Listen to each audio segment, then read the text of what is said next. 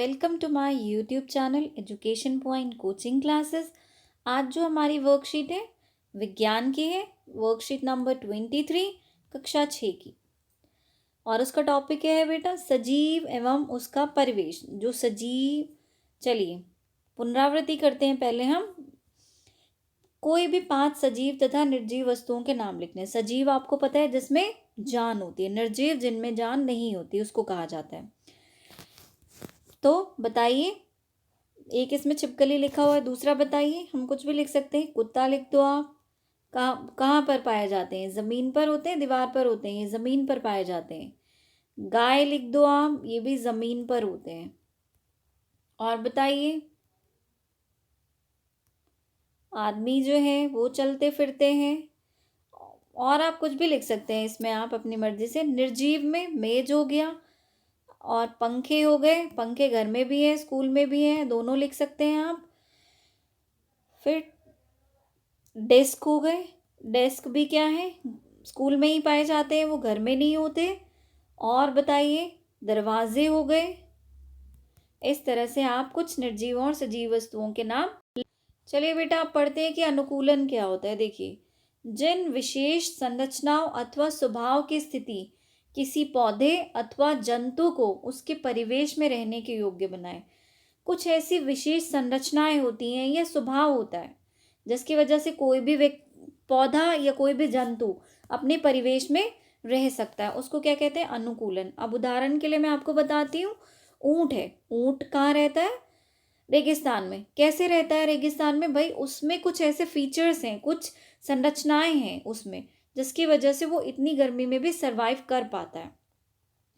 ऐसी ही बात करते हैं कैक्टस में। कैक्टस भी रेगिस्तान में पाए जाते हैं, तो उसमें भी कुछ ऐसे संरचनाएं होती हैं विशेष, जिसकी वजह से वो वहां पर रहने योग्य होता है। अब एक होता है आकाशीय आवास। क्या होता है? वह पौधे व जंतु जो आकाश में गतिविधि करते हैं। कौन से होते हैं वो आकाशीय पौधे और जंतु? बताइए। एक तो चिड़िया हो गई जो आकाश में वो करती है। दूसरी बताइए कौन सी होती है? कौवे। आप कुछ भी लिख सकते हैं। आवास क्या होता है? शिट। अनुकूलन के बाद आता है आवास। आवास क्या होता है? किसी सजीव का वह परिवेश जिसमें वो रहता है। कोई भी सजीव जिसमें वो रहता है। जैसे हम हैं, हम कहाँ रहते हैं? अपने घर में रहते हैं, तो वो हमारा आवास है। तो वैसे एक होता है आकाशीय आवास। आकाशीय आवास क्या होता है? ऐसे पौधे व जंतु जो आकाश में गतिविधि करते हैं। किन्हीं दो आकाशीय पौधों जीवों के नाम लिखो। भाई एक आप चिड़िया लिख दो, आकाश में उड़ती है। कौवा लिख दो एक। कुछ भी लिख सकते हो आप। आपने कितनी चीज़ें देखी हैं जो आकाश में उड़ती हैं।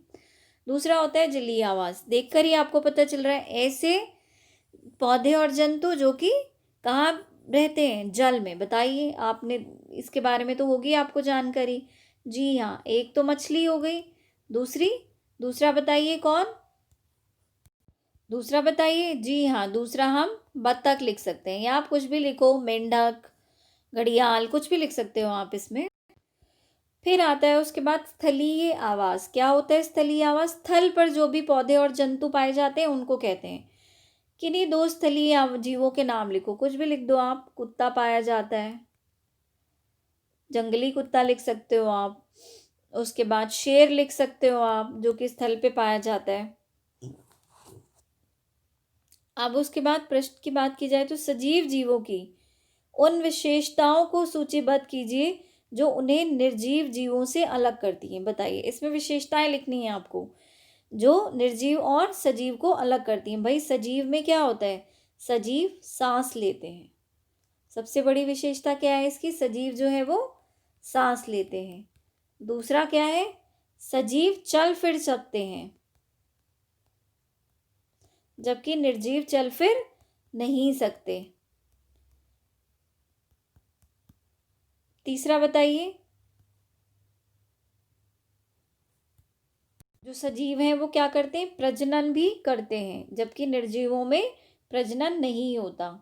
सजीव प्रजनन करते हैं। तो ये कुछ विशेषताएं हैं जो क्या हैं? सजीवों को निर्जीवों से अलग करती हैं। दूसरा है जैव घटक किसी आवास में पाए जाने वाले सभी जीव जैसे कि जंतु, पौधे एवं जंतु होते हैं। अब जैव घटक क्या होते हैं बेटा? जैव घटक कोई भी जो आवास है उसके आसपास जो जंतु और पौधे होते हैं उनको कहा जाता है, मतलब जो जीवित है, जो चीज़ें जीवित होती है उसको क्या कहा जाता है? जैव घटक।